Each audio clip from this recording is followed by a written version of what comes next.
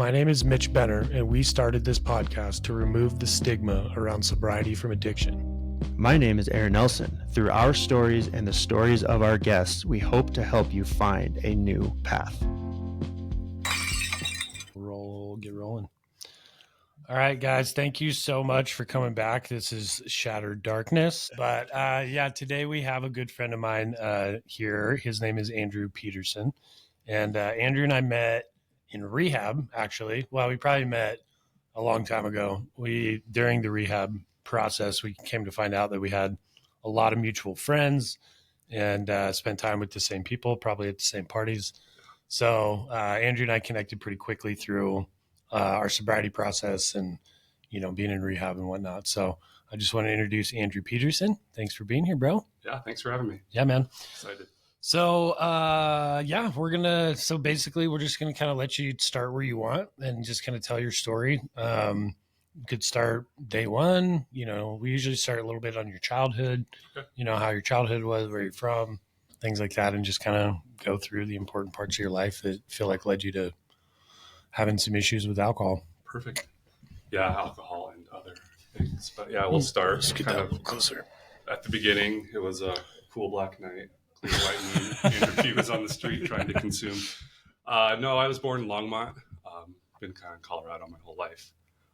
My family moved to Loveland when I was probably like 2 or 3.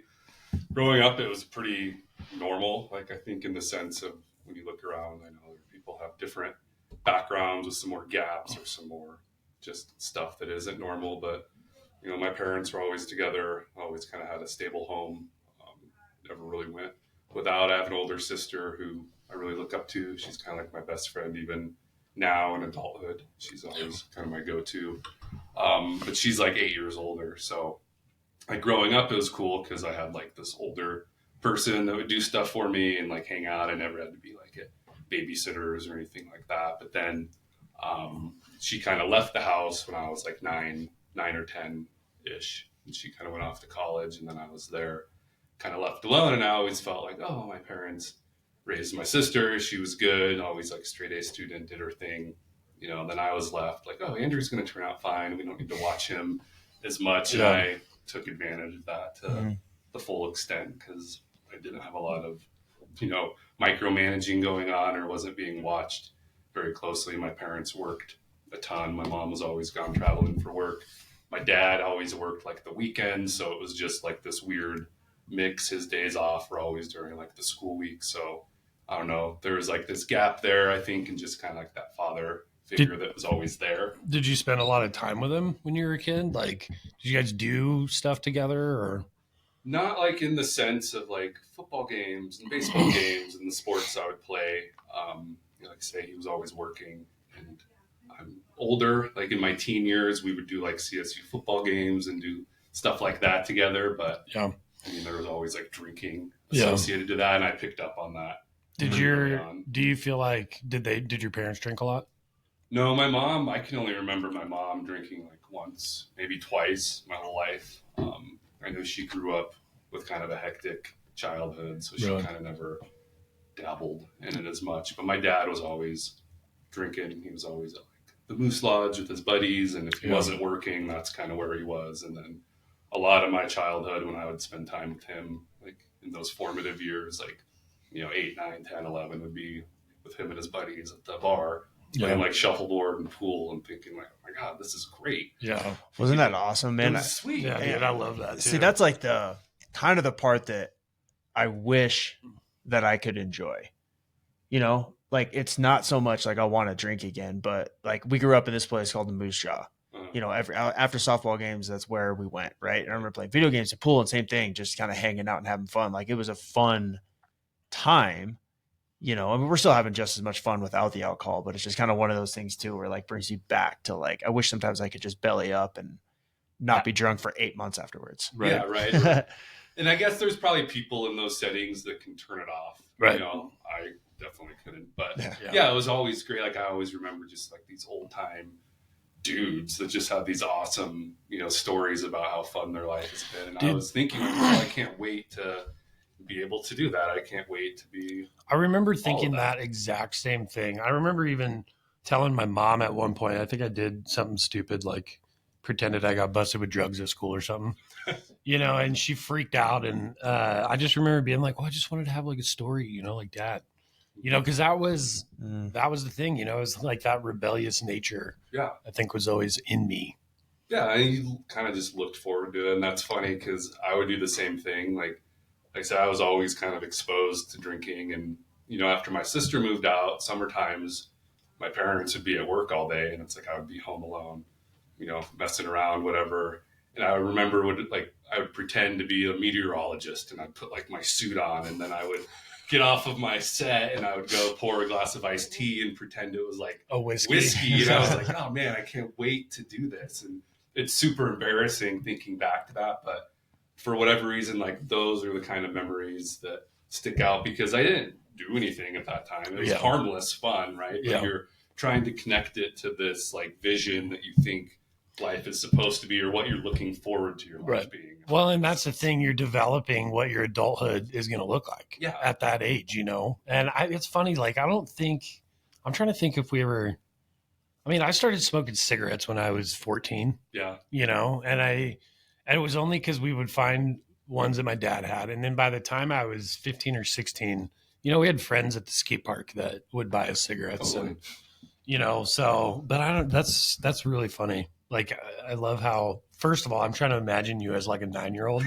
dressed up as a meteorologist. I just see little mini Ron Burgundy. It's kind of like that. No, it's sweet. And then, you cut straws. Yeah. They were like cigarettes. And you kind of like, so I had this whole like lifestyle. Yeah, dude. Like, okay, guys, get the fuck to work. I'm going to, I have my news anchor here. I got to be ready. Like, oh, it's amazing. So it was awesome. And then, I'd hang my suit back up.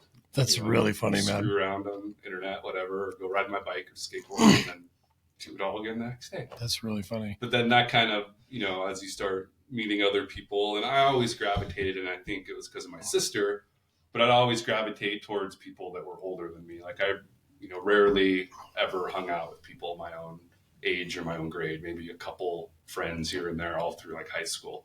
So most of the time, it was older people that were either 5, 6, 7, 8 years older than me. So probably not the best influences. I remember I was like 10 the first time I smoked a joint, like, because this dude that lived in my neighborhood that I would skateboard with, he was always smoking. And I remember they gave it to me and I was like, oh, what do I do? And maybe I inhaled, maybe I didn't, I don't know. But I just remember like that was the first time I remember like that smell of weed or kind of, feeling like I had done something bad and like feeling really guilty about it and knowing that I was only 10 years old at the time. So and as you kind of get into middle school, at least for me, it was kind of that same pattern, always hanging out with kids that were older, that were doing stuff that I probably shouldn't have been doing. But by 8th grade I was pretty much smoking weed like every day.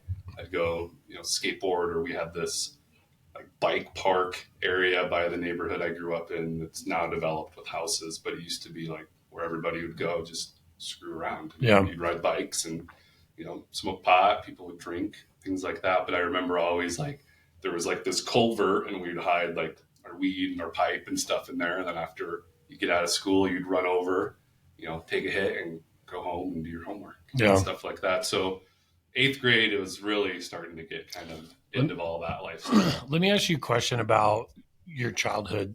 It seems to me like through the stories and stuff that you were kind of okay with the isolation. Yeah, I got used to it. Like it do you think that had an impact on you? Like, I don't know, dude, like that's a really young age to be like alone all the time. Yeah.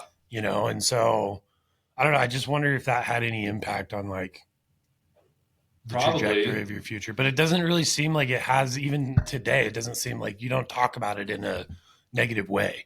No, because it was always fun. Yeah. Like, it was always just my routine. Like I'm super, very routine oriented, even as an adult. Like, and when my routine gets screwed up, that's where I feel like something's wrong. Okay. Or like I'm spiraling in this like no control zone, but it was just normal. It was what I would do. And then of course I had like friends and stuff, but I remember just starting out every day, kind of being alone, but bored. I think that contributes to a lot of just making experimenting. bad decisions. Yeah, like Yeah. all of it, I think Yeah. connects and plays a role Yeah. into it. But So, sorry, I was just curious because I know for me personally, like, I don't know, I couldn't have done that, man. Like that would have probably destroyed me. yeah, Just knowing that like there was nobody there.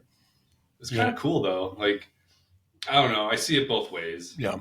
It was sweet for me because I was, like I said, I Got felt to- like an adult. Yeah, like you got I to had do whatever you nobody want. Yeah. to answer to. I had nobody, my mom would leave me like $20 to order a pizza or whatever. There was always like a spare car at the house that really I had full access to. So it was fun for me because I had no other thing to worry about. Right. It was just like that was kind of my thing. But I think it really helped me like create this picture, this image of how like life was going to be, as an adult. Yeah. And I think that definitely played itself out Yeah. in a lot of different ways. Cool. Well, anyways, keep going with your story. I was just curious about that. Yeah, no, for sure. But yeah, like I say, 8th grade was really when I started smoking weed all the time and feeling super guilty about it. And it wasn't like I depended on it, but it was just this like kind of cool thing. Like I felt like I was like older than I was, more mature than I was. But then like going into high school, it really wasn't a big deal. Like it didn't carry over into high school. I was able to kind of like start and stop it, kind of no big deal. And at that point, I really hadn't tried like alcohol or anything like that. It was probably like 10th grade, 11th grade, the first time I kind of experienced that. And again, it was just access to it. There was no, controls in place to prevent it. And, even like the friends I'd hang out, whether it be my house or their house, it was kind of the same thing. Parents were kind of into drinking. So it was super easy to, pop into the garage, grab a beer from the fridge and, kind of try it out and see what it was. But I remember how like god awful beer was the first time. Oh yeah, dude, it was like, horrible. What do people do? You're like, why are they drinking this? Why do they enjoy this? And it was a Killian's Irish Red, which is by far one of the worst beers. Like I hate red ale. Yeah, it was nasty. Yeah. It was disgusting. But I'm trying to remember what we had one time. We went and built a kicker up in the snow, and someone snuck a beer. And I can't remember what it was, but it was the same thing. It was freaking terrible. Probably It was like only like Schlitz. one. Yeah, I mean, it was something weird. It was like one beer, and all three of us are like trying to choke it down just to drink it. Yeah, no, it's gross. But it's weird. Like I always remember, like how did that experience turn into like you enjoying it? Because as time went on, like you would grow to like. But I also remember when we would get sick as kids, like my mom would give us whiskey. Yeah, like hot toddies. Yeah, exactly. Like like we would get whiskey and like lemon and hot water, and it worked. Yeah. So I don't know. I don't think it was that, but it definitely was stupid. But I remember doing that when I was a kid, and yeah, dude, just being like, "What the fuck? Like, this is it was horrible." So normal. Like there was no like weird perception about it because everybody that you're around was doing it or had done it or whatever. And in like my situation, my dad was always drinking. His side of the family was always drinking at some capacity. And to that point, you're a kid, you're sick, grandma's making you a hot toddy, you go to bed. Yeah. Was peer pressure in that environment for you? Because you hung out with a lot of older kids. Like, was that a big issue for you think? Yeah, I would say that. Yeah. Probably contributed. Do you think that they were pressuring you, or do you think that you felt like, hey, I got to keep up? It was more the latter. Like, if I want to kind of hang out with this group, like I need to just do something before even being like asked to do it or being put into that situation. Yeah. And you're in that skating environment, which is pretty rough already at that time, and so, cause that's the environment I grew up in too. Yeah. And I've said it many times, but I remember times where we wouldn't even be able to skate at the park until we got drunk, right? Or like had to smoke a cigarette or, or puking behind a tree. I'm pretty sure all those people at some point have either been in prison or still in prison. Like to look back at it. Yeah. I mean, I look at myself and maybe it's different. Maybe all of us, we have kids. So it's like, I'd beat the crap out of my kids. If they were, especially my like 11-year-olds, if I'm allowing them to be hanging out with kids that are, 5, 6, 7 years older than them, but like not having, I guess, that level of like structure for them to be successful. Right. And I'm a firm believer, like everything happens for a reason. Like I don't regret anything. I don't think that I did growing up. I think it kind of helped shape kind of the person I am, but it definitely, yeah, it was that peer pressure type of thing, trying to get ahead of it and not be like in a situation where I didn't feel like I fit in or whatever, because that was honestly like the problem with most of the kids my grade is I was like a chubby kid. I always got made fun of. So I learned that, oh, if I hang out with like older people, that's less of an issue. And if I just do they do, I fit in. Right. Right. And then probably at some point, the other kids your age are like, oh, you get to hang out with them? Like, maybe, Yeah. So, yeah, that's interesting. Yeah. Isn't that funny how like the older kids were always the cooler kids? Yeah. When they really kind of weren't. No, it was all the same. It's just different. They're just into different stuff. And yeah. But so high school, you start drinking junior year. Does it go crazy? Do you go crazy right away? No, I control it. And I felt like with alcohol, I always had, if there is a better way of controlling it than like when I got into like more hard drugs and things like that. But it started with alcohol more so than anything. Yeah, like 10th, 11th grade, going to parties and things like that. And I mean, you would live for the weekend. Like it was fine during the week. It was no big deal. And then like Friday night, Saturday night, I remember just like not eating anything because I wanted to make sure I got as trashed as possible and just going to like, keggers and parties and things like that. And it was great. And you'd feel like wake up the next day, you feel like absolute crap and you'd swear that you'd never do it again. And then, something else would pop up and you're kind of back at it. But it was a lot of that way for most of like sophomore, junior year. Like a quarter of the way through my junior year in high school, I got expelled for having a BB gun in my car, like an airsoft BB gun. From Longmont? From Loveland, Thompson Valley is where I went to school. So I remember we had all been up at like Storm Mountain camping and screwing around up there. I was probably with you guys. Probably. A lot of stuff happened. Yeah, that was a crazy place. Yeah, it was fun. It was informative. I still have a tent that Zeke broke. I can see that for sure. But yeah, no, I had this airsoft gun in my car, and I had like 5,000 BBs with it, like bright orange, little orange pellets in my truck.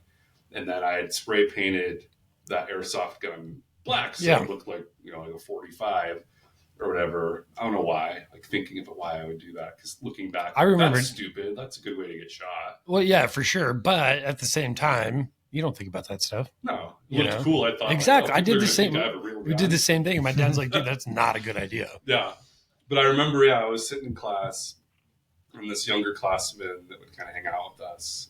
We had like this argument in like some business class we were in. He was like, "What are you gonna do, Andrew? Shoot me with the gun you have in your truck?" And then cops show up, dogs, everybody, and then I wasn't allowed to go back to school. Crazy, dude. How did your parents react to that?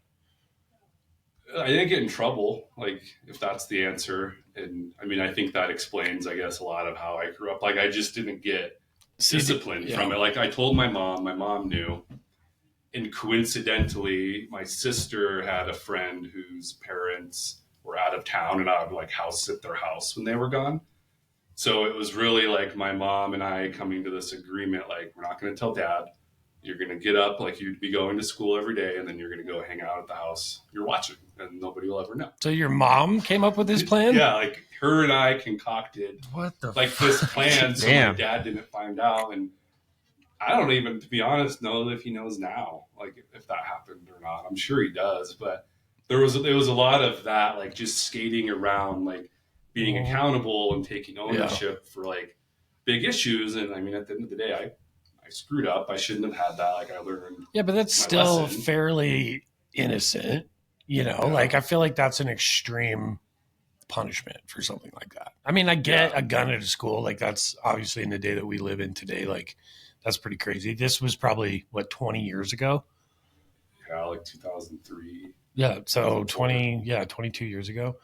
So I don't know. I mean, the landscape's a little different back then, but I don't know. I think that's still a little crazy. Like just that I always remember, like even to this day, like it was like slow motion, everything that led. Did you finish high school then? Yeah. So I was already kind of ahead with like credits and stuff. So what I had to do was like get this homeschool teacher that would meet me like once a week at the Loveland Library, and we would do like the work for the required classes that you needed to graduate. And then I basically lost like all those credits that I was ahead. So then senior year came around, I was allowed to go back to school to finish, and I had like no margin of error. I had a full schedule. I didn't have like off hours like, all my peers or everything did. So it was like full Monday through Friday. I would just do school start to finish. And then it wasn't until the day I graduated I found out that I actually like graduated, because I remember having to get through like all of this like econ stuff, and it was like that close, and it was super scary because like family had flown in from out of town, and it's like the day of, and I'm still at school doing this test to make sure that I can go walk a couple hours later. So yeah, I mean, I made it work, but I mean, being expelled was crazy. Like, I think it was a situation that it needed punishment, but I think for sure it kind of was maybe a little bit too, dude. And that's extreme. something, I've seen this common thread in especially the people that we know really well that are from this area. Like Aaron and I both experienced the same thing, and it's, dude, I remember the first time I ever had a run in with the law. We were in maybe 10th or 11th grade, and dude, we were out tipping over porta potties, just being dumb. And we got arrested because somebody reported us for driving them over with our car, which we weren't doing. So we got arrested, and I remember like the cops followed me back to my parents' place. Actually, they called my dad, and, he was like, just send him home, and so they sent me home, and that was it. And it was just like, there was no consistency with dude. What was done. And again, like I did it. And then, but we weren't allowed to go to parties and hang out with our friends. You know what I mean? That they knew alcohol was that. And I'm like, why not? Like I just did all of this over here. You didn't give a crap about any of that. But now all of a sudden, like, this is a problem. And there was no explanation for anything, and it was just like, you're an idiot, and that's like, I look at my kids today right now, and it's like, I'm pretty hard on them, like there are standards that we live by, and it's like, there's consequences for smacking your sister in the face. Right. You know what I mean? And it's just like, I don't feel like we had a lot of that, I had like little of it. Maybe when we were little, but things that I don't really remember, and it was just like, but when I was a teenager, dude, it was balls to the wall. Like, dude, it's hard raising a teenager. I can't even imagine. Like, it is not easy. But at the same time, what do you think? Let me ask you this then. What do you think the best approach to it is? Lock them up and don't let them leave, dude. Straight up. I'm kidding. What about like trying to connect with where they're at in life? You know what I mean? And try to understand where they're at in life. Dude, did you listen when you were a high schooler? You know what I mean? Like, could your parents relate to you? Like, yeah, they could, but what I'm getting at is like the mentality of high schooler. Like, I'm so close to 18. I just want to go spread my wings. Like, and you want to let them go do that, but you know that they're going to screw up. Like with our exchange students that we have now, dude, it is like, it's so hard. Because they're not going to do what you say, like, hey, just check in when you leave or whatever, little things like that, and they just choose not to do it. But this is the thing. Like, if I tell my kids, be like, dude, I'm not going to tell you what you can and can't do, but here are all of the pitfalls, right? Like, these are the dangers that you could experience in this situation. Be smart, and just equip them, because I don't think, and obviously I don't have teenagers yet, but I don't think that barring them from doing things and experiencing that part of their life is healthy. No, it's going to create an issue. Exactly. Elsewhere. Yeah. And that's where I feel like we had that like hard no, and it was just like, and my wife and I talked about this a lot and people have asked me like, are you going to let your kids drink? And I'm like, yeah, of course. Like it's their life, they're individual. Like they need to go experience pain, failure, all of it. I can't protect them from that. You can guide and steer them. And I think it starts right now. Like I'm having those conversations with my kids now. Yep. Where it's like, and my daughter's 6 and my son is 4. We were talking about, she has a friend that's not the nicest to her and she manipulates her a lot. And, I'm like, you don't have to put up with that. Like that's not a normal friendship. Right. And so it's like, I'm not telling you not to be friends with her, but here's the things that you can do to protect your heart. Yeah. I think that's really good, dude, because you don't want to tell your like I'm same kind of stuff with Connor too, is we don't want him to just feel like he has to go along with his friends. Right. Because that's what I did. Exactly. And I that's what needed can to be cause cool with these problems. guys, and it caused me to Yeah. get to where I'm at. Yeah. So, you know, and I don't know. I'd say it's very common in my life, right? Like as I remember when I was 16 years old, you know, my dad's like, I'm not going to tell you what to do anymore, but you're going to suffer all the consequences. And I was like, okay, what exactly is that? You know what I mean? Like, Gotta find out. and that's the thing. Like, I feel like maybe they could have prepared me a little bit more for that. Yeah. Maybe they didn't know. I don't know, but we just didn't talk about it. Yeah. And I can see it like from that point of view. And I guess that's what I always tried to go back to. It's like, well, maybe our parents did the way they did it. One, they were doing the best they could. Exactly. But two, like, oh, if I let them expose themselves to this now and not care if they drink with me or not care of this or that, then it's not going to be so much of a shock to the system when they're able to do it on their own. You know, it didn't work. Yeah, I remember my dad telling me, like, come to me if you want to get drunk. I'm like, we'll do it. And so we did. And he was like, no. You know, and I'm like, what? So it was just really confusing, you know? And so that's where it's like I'm trying to find that level of consistency with my kids where it's like, dude, you can go do this if you want to, but just so you know, you go get drunk at a party with 100 people, there's a lot of bad shit that can happen. So I think I'm worried like you are too, man, because I'm worried about like kind of from hearing your story, like my son's an only child.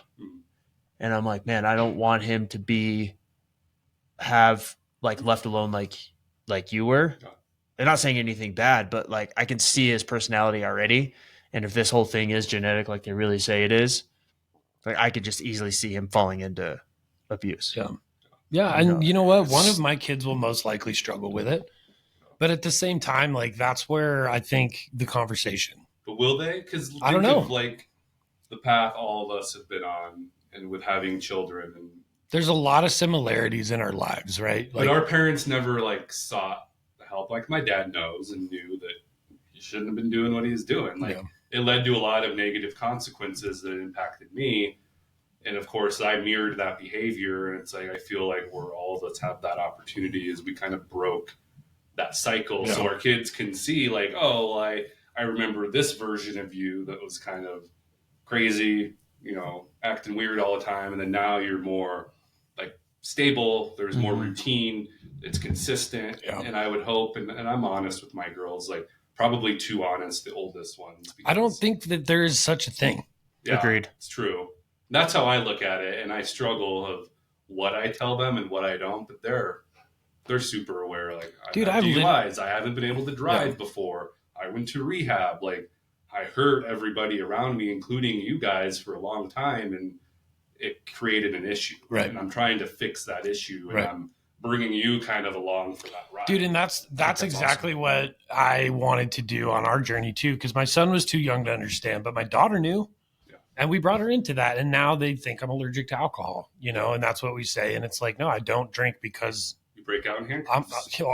I'm just crazy, you know. And so, yeah, I had something else I was going to say, but I totally forgot. I think it's good to bring it in. I think what I'm noticing too is, you know, from yours there was no communication, right? Not really. I mean, there probably was, and I do need to give my parents some credit because I didn't listen to shit, you know, and that was the biggest problem.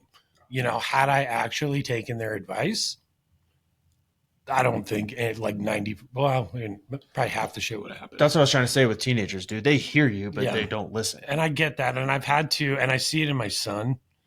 And I've actually sat down with my dad and been like, dude, how difficult was it? You know? And I think that he just got so frustrated that at 16, he's like, you know what? Fuck it. Yeah. Yeah. Dude, I can relate. Possible. Yeah. So, but I think, to my point though, I think what's good is there's more communication now. Like there's more, like talking isn't so hard anymore. It's not frowned upon. It's not like a weakness like it used to. Yeah, exactly. And it's a strength. You have to be strong to have the balls to get up and say something that's bugging you, or those tough conversations are afraid of.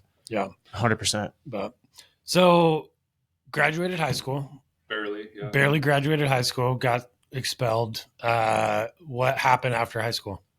I started working in construction. Didn't go to college right away. I had no idea what I didn't want to do, or what I did want to do. So I was like, oh, I had some buddies that worked like in the masonry field or trade and construction. And I was like, oh, they always have money and they're always having a good time. Like I'll go carry hod this summer and see how I like that. So I was a hod carrier at first and it was cool. And then I really quickly learned like all these people are fucked up. Yeah, dude. All day long. Like that's how they get through their day. That's how they put their body through all this abuse of this hard manual labor. And granted, not everybody is like that, but the first company that I worked for, like that was it. And they were notorious for like selling drugs on the side. They owned like the sugar factory here in Loveland and they would sell like shit on the side. And I kind of always got like wind of that. And the people that I would like on my level work with, you know, we'd have those conversations. So it quickly turned into like, oh, just doing shit every day. You know, drinking every day after work. We'd fill up like the, you know, Gatorade jugs, those 5-gallon jugs just full of like beer. You'd have one. The yellow one was water and the orange one was beer.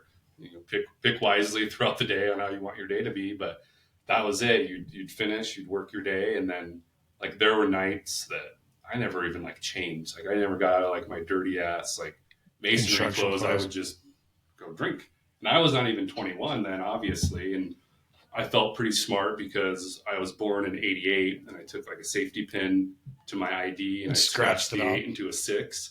And then I always have like this excuse. So I'd go to like certain liquor stores in town and be like, oh, I'm a student from out of state. This is the ID they gave me. That's why it's not sideways or whatever. And they would all buy it and then maybe beer. And I had no problem like buying my own liquor. I didn't have to like rely on other people to supply it for me or whatever. So that was that's probably when things and were the people that you were working with, were they doing drugs too? Oh yeah, they were high like all day long. Did you start doing drugs with them?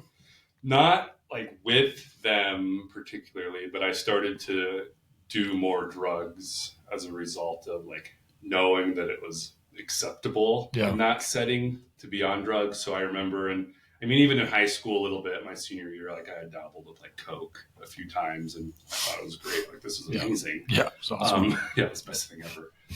So that kind of carried over as I got out of high school. And I was making decent money. So it was easy for me to get because I worked with people that had it all the time. And, you know, then you have all this money every Friday. I lived with, you know, at that time, just one of my buddies and, you know, rent was affordable and it was awesome. Like it was just this fun time until it wasn't fun anymore. And then, how long were you there working there?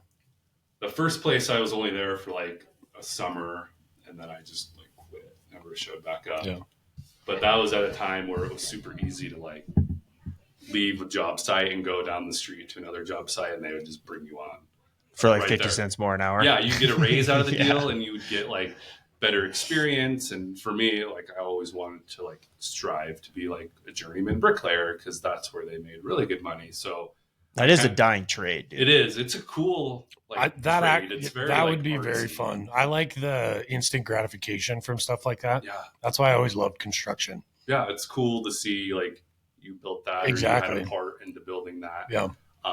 You know, even driving around town, my kid's like, oh yeah, see that block wall? I helped do that. Yeah, it's really, it's cool. Like I love carpentry and things like that, you know? Yeah, it's cool to have like you said, that like instant gratification. Yeah. You can see that you produce something at the end of the day. So it's kind of rewarding in that sense. But yeah, I would kind of just hop around like all these different masonry companies and really kind of stayed like in the residential side of it because it was kind of like a smaller gig. There was less like risk associated to being like drunk or high at work because you're not 100 feet off the ground, like scaffolding. But it quickly turned into like I joined like the commercial side of it to where I could get more money and be on like bigger jobs that would last a lot longer and could kind of fuel my crazy life. Yeah. Would you still bring the beer cooler on the commercial sites? No, that kind of changed. I was gonna say, there was a little more like OSHA. Yeah, I was like, man, there. But it was still as easy to bring drugs like Coke and stuff like that. It was super easy. Like you'd go to like that Foreman trailer every morning. Like half the people in that trailer were all fucked up in some way or another. So it wasn't as risky, I guess, as being drunk. And drinking, you could always smell it. So there was a higher risk of being caught. So that's where that's where it really started for me to change and just be kind of like into drugs. Like drinking, it's kind of losing its fun. I can't drive as much. I risk getting DUIs and things like that. So I'll just stay more like on the Coke side of things. And then that also makes sense because it fits your personality, like an upper. Yeah, because totally. that's how I was always. I liked uppers, but I never would do them both at the same time. You know what I mean? Mhm. It's either one or the other. I would do both for a period of time. Yeah, it eventually got to where it was like alcohol was afterthought type of thing, and I always had that relationship with booze where I could kind of take it And or leave leave it. It was never like this crutch like I feel like drugs were. Yeah. But yeah, like after Coke, it turned into pretty quickly like painkillers. Yeah. Like everybody, I feel like at that time that lived that type of a lifestyle, and it was super easy to get. I remember it was like 2008 when Donald Decker had died. Yeah. It was his funeral, and we all went to his funeral. And that night there was like a party, and I remember just getting obliterated at that party and driving home. And I rolled the car that I was driving like into a ditch, got a DUI, got in all this trouble. But I feel like I remember that. They didn't arrest me. Like the ambulance picked me up, they took me to the hospital, and then they let me walk out. Were you alone? No, I was with my girlfriend at that time. I think I remember that. Car. It sucked. Yeah, Fox like jumped out in front of us, and I swerved at like 60 miles an hour to avoid the Fox, and should have blasted that bastard. Yeah, I learned a lesson. Should have hit the Fox. Hit the Fox. But it was weird. Like that was a crazy experience, just because there was like booze. Well, and it also ties into zero accountability. Yeah.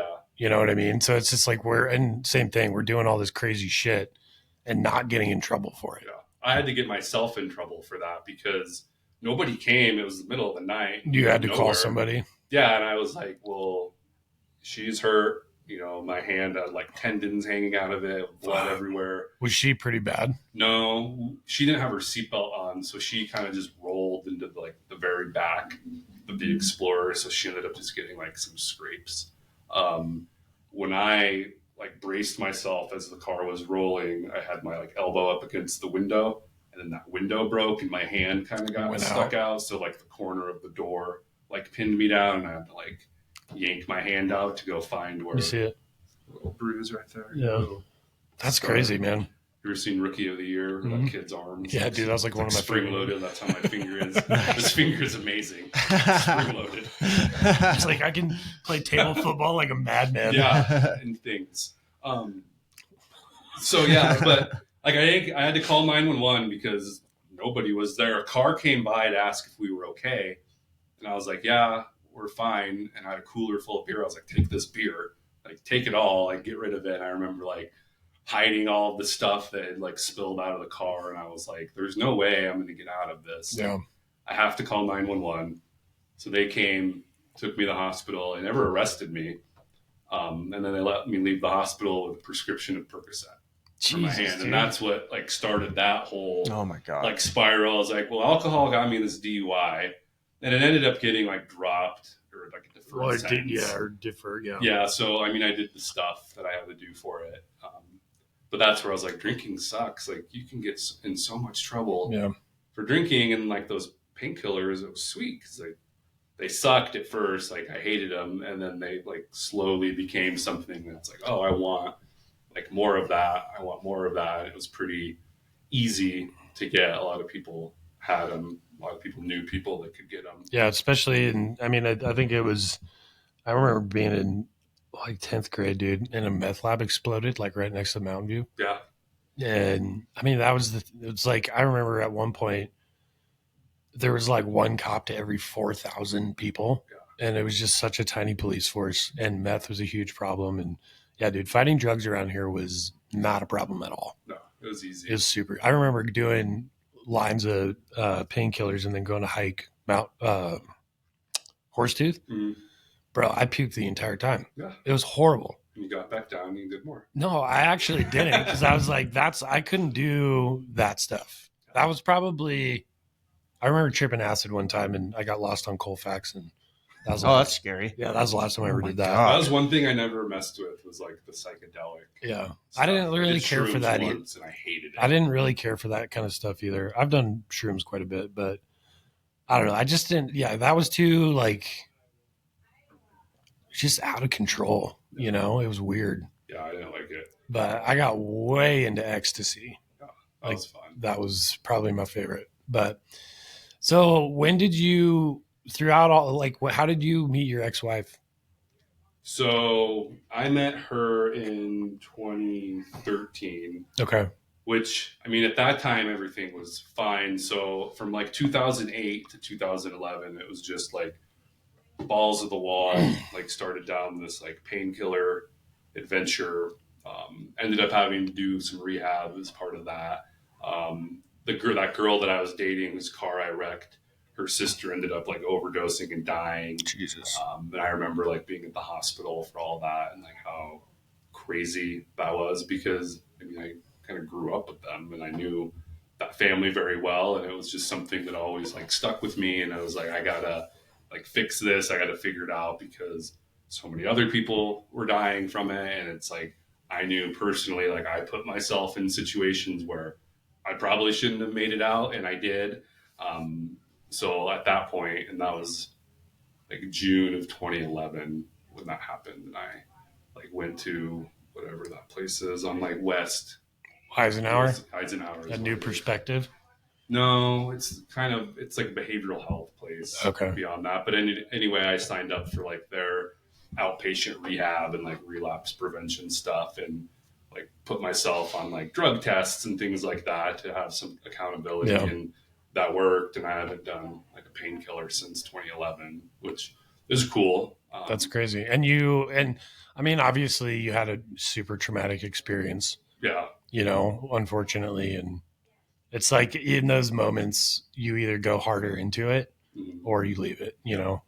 Yeah, I had like, there was no choice for me. I was like, it has to be done. But I knew like I couldn't do it alone. Every time I had tried to do it alone, you know, I just get sick, not feel good. It was just not very successful. So it's like I had to get the help. And it was cool. Like I learned a lot in that experience. I was super proud. Like haven't done it. And there's been times where I've had like a kidney stone and shit like that. And I've like not taken painkillers to the doctors. And even if you tell them that you're like a recovering addict or you had an issue with it, they don't care. They're still going to try to give you stuff. Yeah. Dude, I just had eye surgery last year. And I remember telling the lady, I was like, don't give me anything that's addictive. Yeah. And she's like, what do you mean? Like all of this they're painkillers. Yeah. And I was like, dude, I'm a fucking addict. Like, get used to Tylenol and ibuprofen. Yeah, and I was like, is there anything else that you can give me? And yeah, they didn't give a shit, dude. No, they don't care. And, you know, you try to do the right thing and make it aware. So, like, when you are in those vulnerable situations where, you know, you're in the hospital or doctors or whatever, that you try to have a plan together because you don't want to have to go back and start from scratch. But, yeah, a lot of people I've learned, it's like, well, take it or don't take it, but that's about all we can do, which I guess I get to an extent. But anyway, so yeah, that was 2011. Kind of got off the painkillers, but then started kind of drinking again. Got myself another DUI in 2011, which sucked. So it kind of started like that. Did you have to go to jail for that one? I had to do weekenders. Yeah, was the ultimate kind of final product of that mistake. Was a bunch of weekenders, but then I got caught driving without a license, so then they'd attack a bunch more. And I did like 9 months of weekenders where that's what I did. Saturday and Sunday was just go to jail, do community service, go hang out in jail. Yeah. But then, it was 2013 when I met my wife or my ex-wife. And she had kind of had her own struggles with addiction, had been through rehab a couple different times. And we had kind of got together.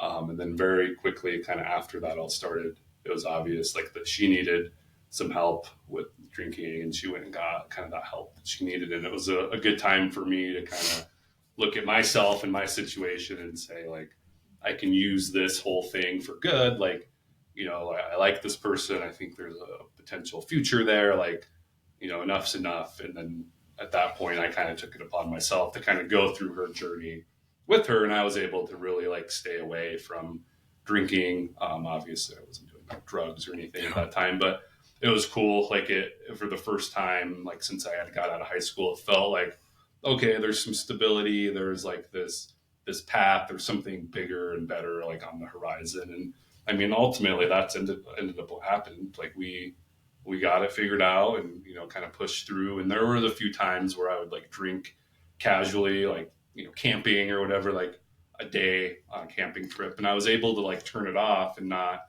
come home and keep drinking. And I felt like, oh, cool. Like I got it figured out. Yeah. Like I've learned like the secret recipe. Like I'm fine. Like I don't have a drinking issue at all. And it kind of kept on that way for a while until like COVID came around, and then it was like balls to the wall. It started with, you know, a couple times a year that I was drinking, and I was, you know, doing it like successfully, kind of navigating through it. Wasn't having like cravings or anything, and then COVID came, world was, you know, ending. It felt like, and I was like, okay, well, you know, this seltzer thing seems to be a thing of all the rage. Like I'm going to go buy 12-pack of these seltzers. It's not going to make my breath stink. My wife's not going to know about it. And I kind of just started that path like just on weekends, and then it came from weekends to just every day after work and the kids went to bed. It was just drinking. Like, Was she sober during all that too, or? for the most part, I mean, she had a few ups and downs of Yeah. some like relapses that we'd kind of worked through. But yeah, like 2020 ish, like she was sober at that time. Then I had kind of made that mistake to kind of bring it back into the house. And I never did it like in front of the kids or anything like that. It was always, I had to get through my like responsibilities. Yeah. I had to work, Well, it's drive like your everybody around, but then 7 to 10 every night. Like that was my time. Yeah, that's your reward for, you know, putting in the effort that day. I struggle with that too, still to this day. You know, like those 3 hours, 4 hours, whatever. It's like in my mind are mine. Yeah. You know, and it's like I've been trying to unwind that mindset a little bit Mhm. because one, I got in a bad habit a long time ago of not being productive during that time. Yeah. You know, playing video games, whatever, like watching TV, you know, and so now it's like, okay, I need to use that time, you know, like be productive in that time. That's your time to be creative and, you know, read the Bible and, you know, do the things that progress you as a person, Yeah. you know. So that's interesting you say that because I struggle with that today. You know, I get home from work around 6:30 and spend 30 minutes with my kids, and then 7 rolls around and it's like I immediately start to get frustrated. Yeah. Or you're like antsy. Exactly. And it's still like, so, I mean, that was a big deal. And to your point, like that's still a big like time chunk in my day now that, Yeah. like I think about it, like I always try to like give it the space I need to think about like where I've been and how bad it's been. But yeah, I try to spend time as productively as I can. Yeah. And you don't, I'm going to start to kind of go into your story with your ex. Mhm. And, you know, I know that story. So, I mean, I don't know, dude, like that's when I met you, right? Through rehab, through that, like take us through that a little bit, you know, because I know things kind of came off the rails for you guys. Yeah. So like I said, it went from like just weekend drinking and then being able to kind of control it throughout the week. And then it just became like this everyday thing. Do you think so you said COVID started, was it boredom? Was it fear? I think honestly for me, and the more I think about it now, like where I'm at today, it was more, the situation just wasn't right. Like I think drinking mostly to just deal with being like unhappy. Yeah. Uncomfortable. Uncomfortable, I guess, in an extent or to an extent, but yeah, boredom, I think, played a little bit of a role in that. But more importantly, it was just like I felt like I just needed to be like buzzed or drunk to deal with just this situation that no longer was really working. Yeah. And I think that's what kind of really started to put like those final nails in the coffin, because instead of like fixing and addressing why I felt that way, I just continued to drink. Like I was afraid to ask for help. I was afraid to tell anybody like how bad it had gotten. Yeah. And I always felt like, and even to this day, like, you know, my kids need me. Like I need to work. I have to pay for the house and all the bills and all of these things. And I felt that made me weak at that time to really like buckle down and say like, I screwed up. Like I need help. I can't fix this. And it kind of continued that way for, a couple of years. And, we got pregnant, had the little one, and that kind of re-sparked things a little bit. But even during all of that, I was still like drinking all the time. I remember when Benny was born, we were at the hospital and I would leave, go get a couple shooters, take a couple shots, go back into the hospital. Like, yeah, I did the same thing. That's what I remember. And that's what I feel like super guilty about. But again, there was like all these other issues that were just kind of getting swept under the rug that both of us were too afraid to talk about. Yeah. And it eventually just blew up. We were arguing all the time, fighting about everything, just stupid things. I couldn't get on the same page about anything. And it took a big toll on that relationship. Yeah. And I know that's on my shoulders and I can control what I brought to the table in those situations. But I heard a lot of people close to me, and a lot of consequences. Would you say at that point in time you were physically addicted to alcohol?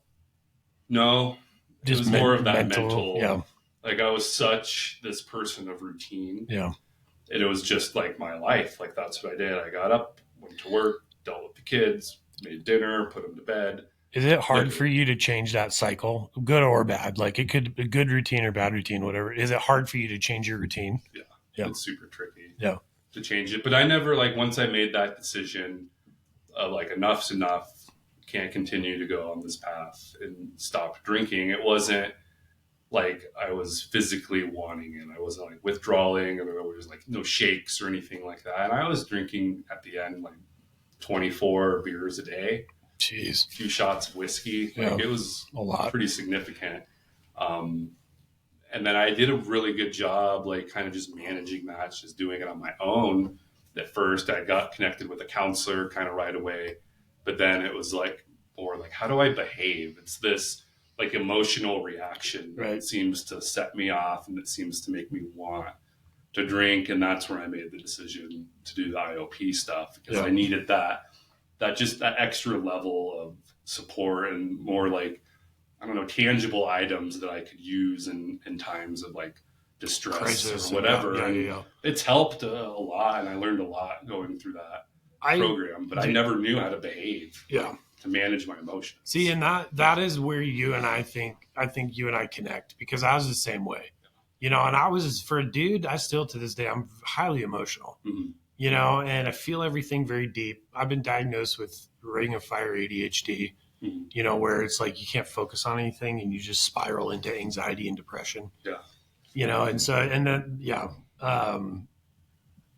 dude, that's exactly what that's why I loved rehab so much, because I never had those tools, like you said. And, once you learn them and you have them, then it's like, okay, well, why would I not use these?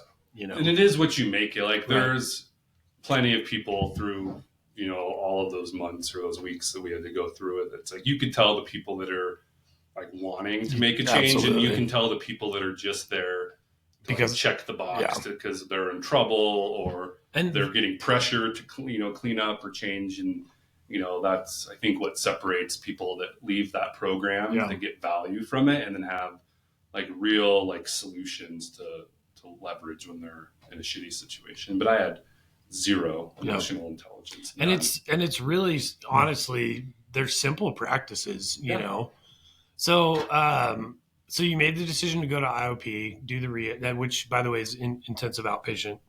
It's rehab. You just don't stay there. You're there for 3 half days a week. Yeah, for like 12 weeks, I think is what it was. 12 weeks. But that's what I enjoyed that too. And I was very surprised at the caliber of people that were in there. Yeah. You know what I mean? Obviously you've got all kinds, but yeah, man, it was just really interesting to me to see the caliber of people that were in there that were struggling with it. Doctors and like addiction doesn't discriminate. No. Like it will hit whoever lets it, I think, get to that extent or, take control. And to your point, like there's all walks of life. Yeah. Nobody's better than, the next person. It's all like, what are you going to bring to the table? How honest are you going to be during this experience? And what ultimately are you going to get out of it and bring home? And that's the thing, dude, like, because I remember you coming into that situation and automatically you're hilarious, and so it was just like, what was your mindset going into that? Obviously you'd been through rehab with drugs before. But you just, when I met you, it was like, dude, this guy's like so positive, you know, in like such a shitty situation.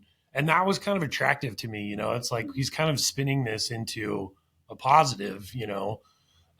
So what was your mindset like going into that? Like, were you done? Like, I'm done drinking. It's it. I'm leaving. Yeah, like I had made that choice. Like, there's no space for it anymore. Like, it's caused the worst of the worst. I've also had the best of the best, but I've more often than not had the worst of the worst. Right. And it took everything from me. It ruined my marriage.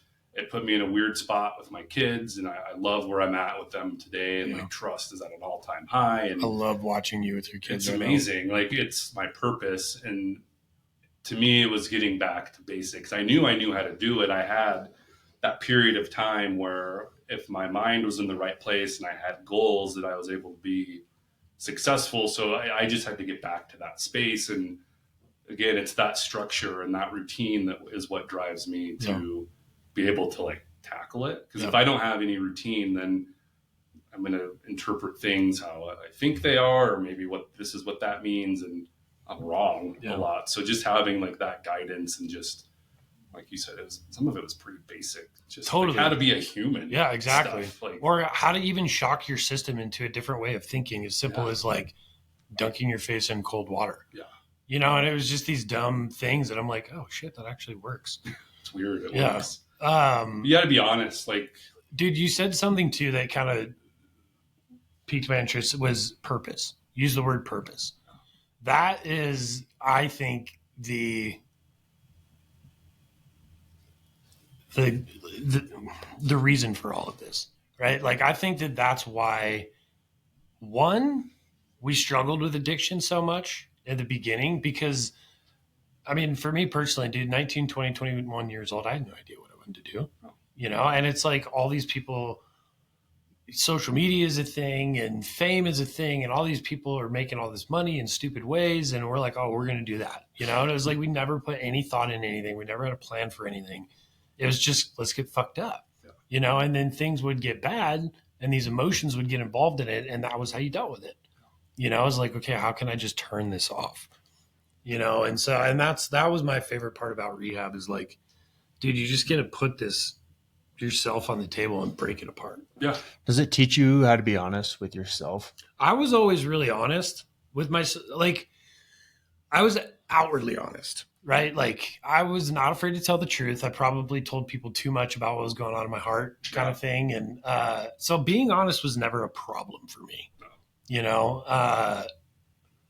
So I felt, and there's people, you can see the people that aren't being like genuine and sincere about whatever their scenario or situation is. So I wouldn't say it teaches you how to be honest. I think it teaches you like the principles that it takes to be able to evaluate yourself and look within to say, I did this, like I screwed these things up. Nobody else did it. I used to think, you know, I was this victim, and then all of these other people around me made me feel the way I did to do what I did. But it was more of like flipping that script. Exactly. I did this. Yes. Nobody else made me do it. I made that choice. And then I'm the one that has to put it together. And I would say that's the biggest thing that you would get out of a situation like that, is the personal accountability. Yeah. You know, and that's where all of this stuff with the podcast started. You know, it's like, let's just put it out there. You know, because there's and I mean, there's so many people in so many walks of life. You know, I kind of lost my train of thought, but Purpose.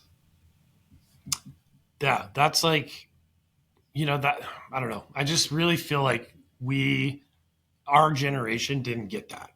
You know what I mean? Like, we just didn't get that direction. Like, how do you find a purpose? We were made to, like, it was this world that was created where we're still like on the tail end of really like outdated ways of thinking, right? And it's scary. Like, people make you feel like crap for being a big, strong dude that is sad or angry about something. And that's what I always struggled with, of like that perception of failing or being weak. And it's like, you got to just get it out of the way. Like, you're a human. Yeah. And that's the thing, is like reframing failure, right? Yeah. And that's, I mean, you can't have growth without it. So, I got a question for you guys. This is awesome, because the rehab wasn't a part of getting sober. But I think this is good for anybody that's listening too. Go back a little bit and explain, whoever wants to, your interpretation of being mentally addicted versus physically addicted. Go first. Yeah, I mean, I think mentally is like you said, it's this routine.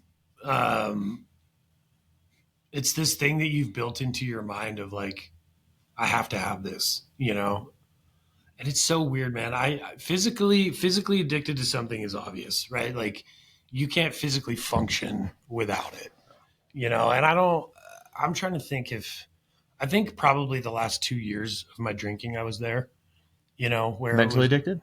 No, physically. Okay. And I know I was because when I detoxed, it was brutal. But yeah, dude, physical is like, or mental is like, I would say I used it as a crutch in situations. You know what I mean? And it's like, so when we go out and talk to women and, do those kinds of things, I could never do that sober. And that's a mental thing that I built up in my mind, right? Obviously something happened in my life with a girl that embarrassed the shit out of me. And that got programmed into my subconscious, that fear, that anxiety, whatever. Then I find alcohol and it's like, oh shit, everybody else is drunk. Nobody gives a crap. Makes me not care. Yeah, exactly. I don't really give a shit if I wake up. I'm probably not going to remember this anyways, And so it was just, there's that. And I think you just build these things up in your mind and in your subconscious. And I heard this somewhere, but all of that stuff is our mind and everything does that to protect us, right? It's a way to protect you from that pain and things like that. And so it's like, if you like look back on your life, right? This is why I think it's really important to address traumas, and to address negative things in your life, because those create subconscious boundaries, right? Where you're protecting yourself against that situation and you probably don't even know it. Right. And so alcohol, and drugs, it got to a point where it was just like, I can't operate my life without this, and it was this ideology of like, I have to have this, and then it's breaking that. Right. And you, to get through that, you have to have this mental fortitude that I just don't think we were given. We didn't flex that muscle ever. We never had to. And that's the thing. It's like, I think it goes back to, and I love my parents for the life that they gave me because it's amazing. They've given me so many amazing opportunities and I don't want to bash that, but there is something in that, like when you just give stuff to people all the time, they're going to expect it, it becomes your reality, and then if you do bad things and you don't get in trouble for it, your subconscious programs that too. You're like, oh shit, now I can get away with this stuff. There's zero. So now let's push let's push the envelope a little bit farther.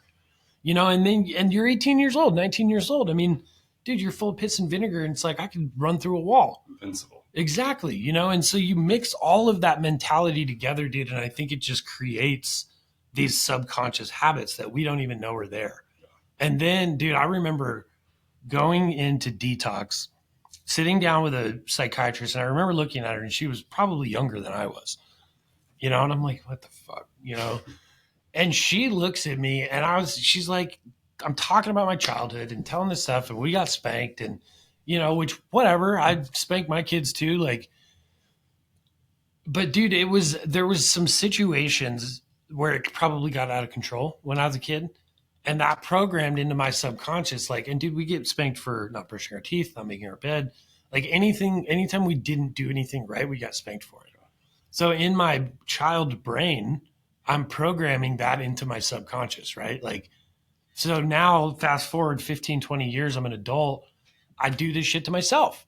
I'm very self-deprecating, right? So it's like when I do something bad, when I fly off the handle, when I get drunk, when I do this, I don't try to hurt other people. I try to hurt myself. I'm punishing myself because that's what was programmed into my subconscious. Right. It's a way of protecting yourself. And so that's where I think that mental stuff comes from, is just this lifelong battle against the things that happen to us. And that's why I think it's so important that we talk about these things. And I'm not saying bleed all over everybody. You know, I'm not saying go out and just, oh, I got all these problems. That's not what I'm talking about. I'm talking about sitting down, looking at yourself, nobody else, and breaking that down, right? And being like, okay, this is, and do it with help. Do it with a psychiatrist, a therapist. This is all the stuff that happened to me as a kid or whatever. I'm not saying go back and live there, but deal with it. You got to have space. Exactly, or dude. It's going to continue to compound. And that's what I loved so much about rehab, because it broke me down in that way with help. And it helped me realize that, yeah, okay, there was some pain here in my early years that caused me to make these decisions, right? If I go back and I deal with that stuff, then we can release that from your subconscious and move on. You know, and you can really start to rebuild yourself. It's like a building block. Exactly. Foundational piece. Yeah. And that's what I loved about rehab. But you hit the nail on the head too, because what you put into it is what you're going to get out of it. Yeah. And that's why I think we were lucky. At least I was lucky, because I got linked in with a group of people that they were all there voluntarily. You know, they wanted to get sober. Yeah. And there was a lot of pain in that, you know, and a lot of brokenness. But dude, they just showed me from the very beginning how to lay all that out, you know, and zero judgment, you know. And it's like, dude, yeah, you fucked up, but you're here. And they taught me how to take personal accountability, you know, and stop blaming my parents for like all of the shit that I did. Yeah. You know what I mean? So I would say the physical is physical. That's you just taking things way too far. That's how I was with like drugs. It was more of a physical thing. Like I needed that because my body would feel like shit if I didn't have it. But yeah, drinking all like the way around was the mental thing. And sleep was always big for me. And I knew like if I didn't drink enough beer, like I'm not going to sleep and I'm going to stay up and feel like guilty about myself all night, or like analyze like all the mistakes that I've ever made. So that's where like the mental thing was really big. And I realized like through all this process with like the IOP, and then even since getting out of there, like every week I see a therapist. Like I don't change that routine. It's like what I look forward to. It's my chance of the week to be accountable, to get everything out there on the table, what I'm feeling, whatever. And it's allowing me to just deal with like that more mental piece of it, of why people do what they did and what are like those root causes behind those decisions that you make. And I think that if you start with the physical, you know, and just try to overcome that physical part of it, because that was hard for me too. Like I detoxed once on my own. That was a horrible idea. Yeah. And then, I mean, both times, dude, it was like I just sleep in a different bed because it was like I wet the bed. Yeah. You know, and so that's, but I don't really think that you can start the mental process until you remove the physical addiction. Yeah. You know, and maybe you can do that simultaneously. You know, I relapsed trying to get into rehab, you know, and it was so much fear, you know, and anxiety and all of it. And then you can't have the one thing that makes you feel comfortable. And so, yeah, it's just this crazy mental cycle, dude. And it was funny too, speaking of the mental side of this, like probably through my 20s, I wouldn't say I was addicted to substances. I was addicted to the adrenaline that the situations provided. So like the experience. Exactly. You know, it was like I could go up and get laid, you know, and I knew that was going to happen. Right. And we had this dope spot in North Fort Collins that we could walk to the bars, and dude, I could bring girls back there, and it was nice. And I had my own place to like, and I didn't even live there, dude. They just had a spare room that was like the bang room. Gross. You know, it was crazy, bro. Like, but I think I was more addicted to that, you know, the lifestyle. The like, this is so much fucking fun. But obviously there's drugs and there's alcohol and all of that stuff involved. And I wouldn't say that I got physically addicted to alcohol until probably 2021. Okay. After my buddy committed suicide. Yeah. You know, but all the while, everything we did was alcohol fueled and drug fueled. Everything. Literally everything. The only thing I think I did sober was work. Yeah, that was it for me. Driving my kids around. I never drove drunk with my kids, and I never went to work. Yeah. Like in my adult life, drunk. So let's talk about, we've got about 15 minutes left. Yeah, half hour, 20 minutes. Let's talk about where you're at right now. How has this decision impacted your life? That's a big question. It's impacted my life really well.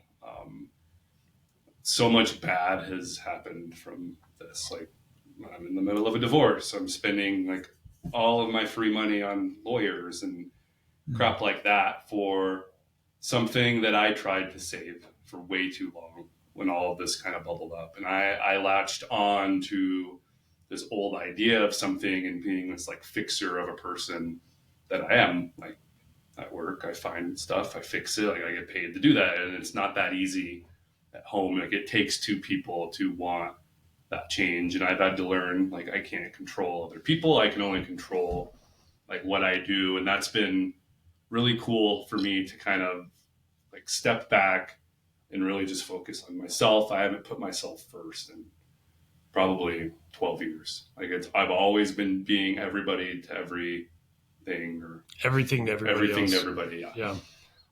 So I never like invested in myself. I went to school, got good jobs. I put my family in positions to have what they need, but I never took care of myself. I was always doing that for somebody else or a group of people, which I wouldn't change it. Like, it gave me a lot of super good experiences, but I mean, right away it was obvious. Like, made the decision to quit drinking, lost a ton of weight. Like, I was 300 pounds when I made the choice to stop drinking. Like, That's I was fucking crazy. awful. And that's like, and that cycle too, like I just remember like the couple of weeks leading up to it. Like, I hated myself. I was just praying for like a car accident or like a heart attack or something, because I was so tired of living that type of life. And I was so frustrated that I couldn't just make the decision like sooner to just stop. Yeah. Like, I had to get to a spot to where everything around like crumbled, and then I had to like pick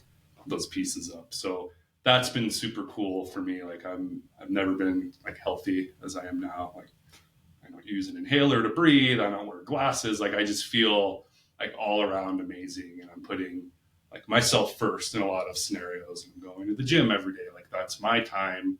That's my space. I'm eating healthy, seeing a therapist every week. Like, I haven't not like got off of that train. And we try to like adjust the schedule a little bit. I've tried to do it like once a month, and I get like weird when it's once a month. Like, I'm so used to this like routine now. Yeah. Speaking of just like how focused I am when I have structure and routine, it's like that's what I do. Wednesdays, 1:00. Like, I'm talking with Brooke. That's what we do. Yeah. And when that changes, I get super like anxious. Yeah. And my world feels like it's, I don't know, not whole, if that makes sense. I love that. I relate to that so much, Yeah, man. I was going to say that's more Aaron than me. Oh, 100%, man. Really? Yeah, dude. If I don't go to the gym, the day is screwed. You feel like a failure. Yeah, you 100%. feel like you did nothing, despite having done a lot of other stuff. I don't know. I feel like I'm weak or something. Well, I'm more like the routine too. Like, I'm up 4:00 at the gym, and I've been mixing in this Bible study on Tuesdays, and it's like messing up my flow. Like, I got to get to the gym earlier. I can't finish. You know what I mean? I sympathize with everything has to be done this way. Yeah. See, and I think for me too, like when I was drinking, my mind was just so chaotic that nothing was organized. And I'm not an organized person, but I can see myself starting to enjoy the structure more. Mm-hmm. Like, I just started a new job and it's very structured, the process. And I find myself like, no, I have to understand the process and do it exactly the same way every time. Yeah. So I feel like my brain is, Jesus. You did that. Yeah, I did. Luckily it was up. It's not spilling. So I was just saying, like, I feel like my brain is starting to heal from all of that poison, and getting to that point and realizing too that like structure really actually provides a lot of freedom.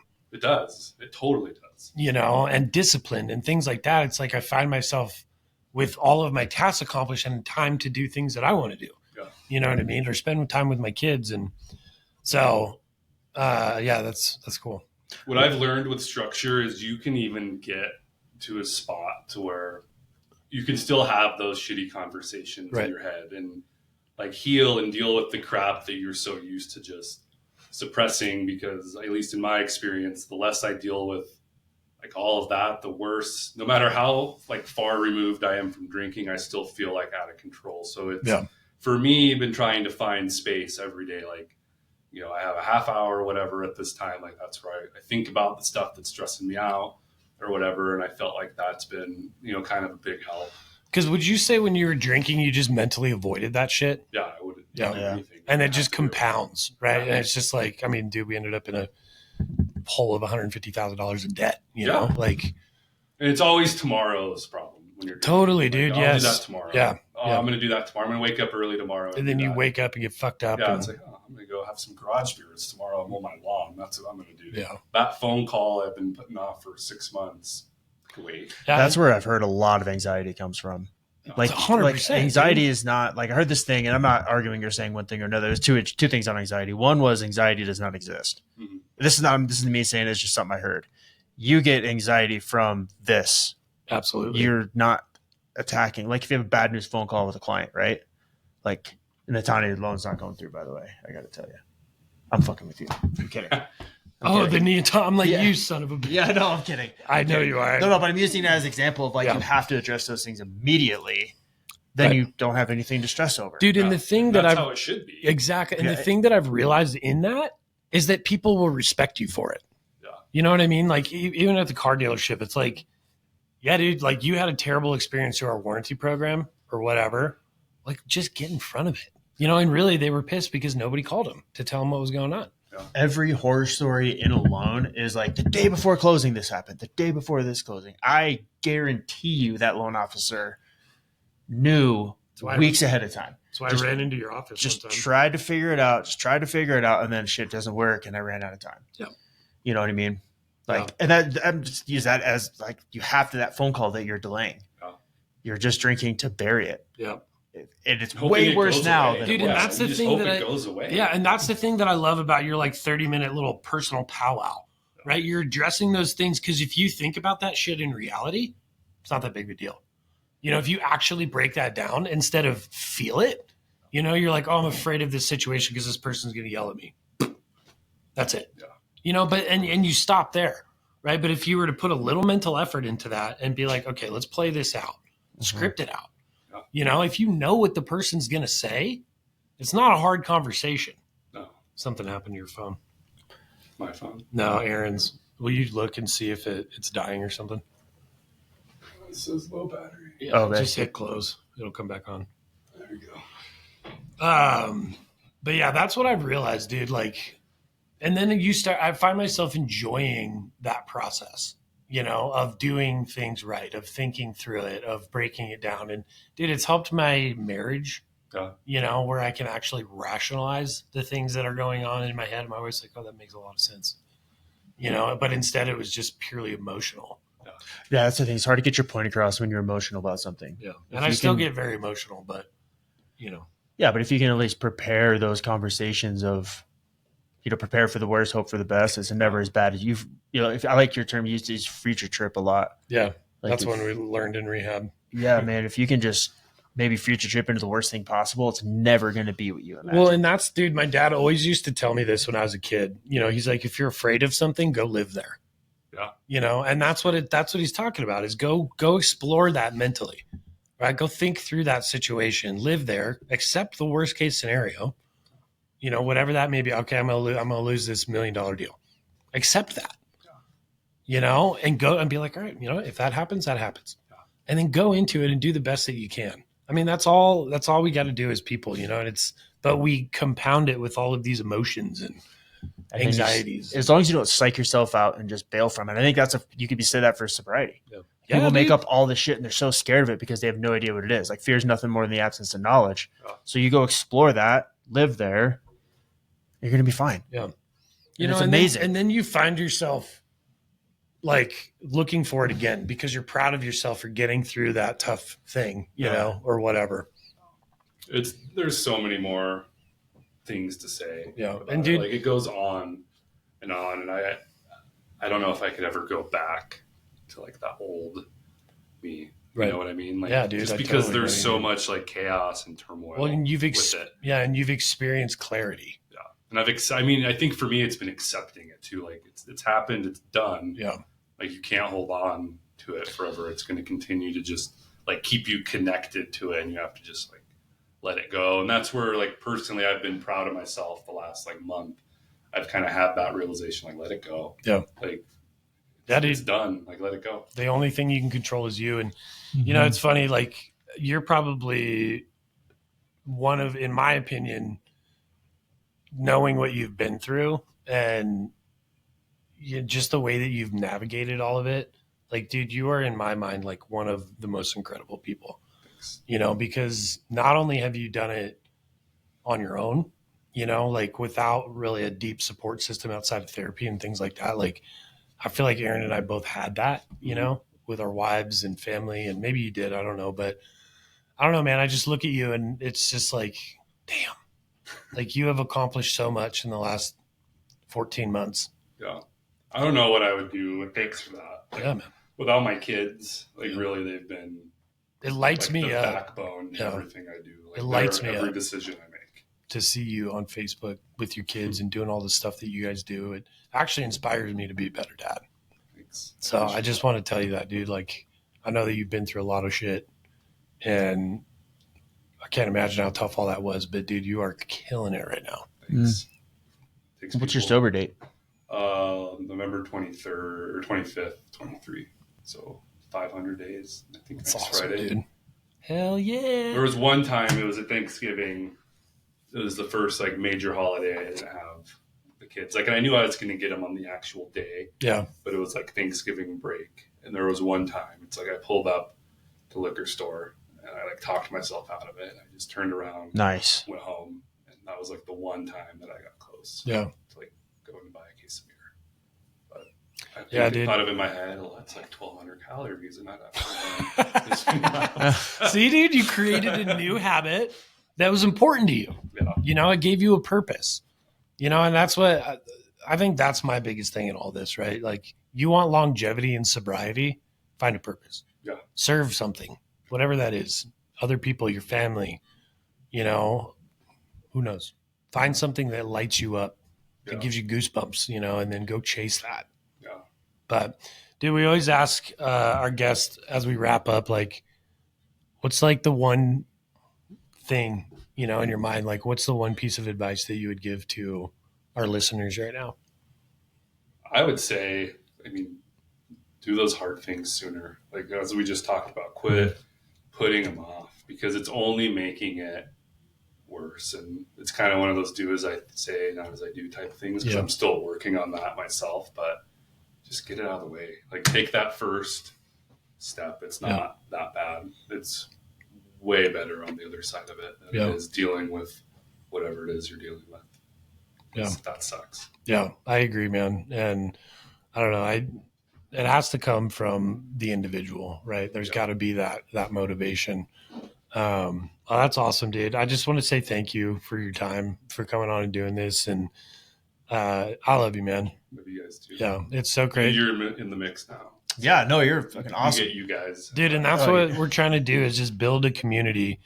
So there's a couple of things I want to, well, this isn't going to get out before then. So, well, we're just going to wrap this up. I just want to say thanks to Andrew again for his time. I want to say thank you to you guys, the listener. Your guys' support has been awesome. We love when you reach out. We love when you ask us questions. If you want to be on the podcast, call either Aaron or I, and you know, let us know. We'd love to sit down with you. We actually need to get some more guests on our schedule. So, yeah, let us know and reach out with questions. We want to, hopefully this will start coming out soon, but we want to start getting like audience engagement and kind of answer some questions that maybe people that are still struggling have, or, you know, offer resources, things like that. So we just want to be here. Our biggest thing now is the longevity. You know, how do you stay connected to your sobriety? And I think it's finding service groups, finding groups like this. Aaron and I started a group called Clean and Sober Connections. You can find it on Facebook. Basically what we're trying to do is just get involved in our communities, trying to link arms with a bunch of sober people that are doing cool things and, you know, just want to push that envelope. So please come out and meet with us. Clean and Sober Connections on Facebook. You can find all the information on there. You can email us at shatterdarkness5@gmail.com. And you can find this podcast on YouTube or Spotify. I just want to say thank you again to the listener. You guys are amazing. We love you all. We'll see you next time.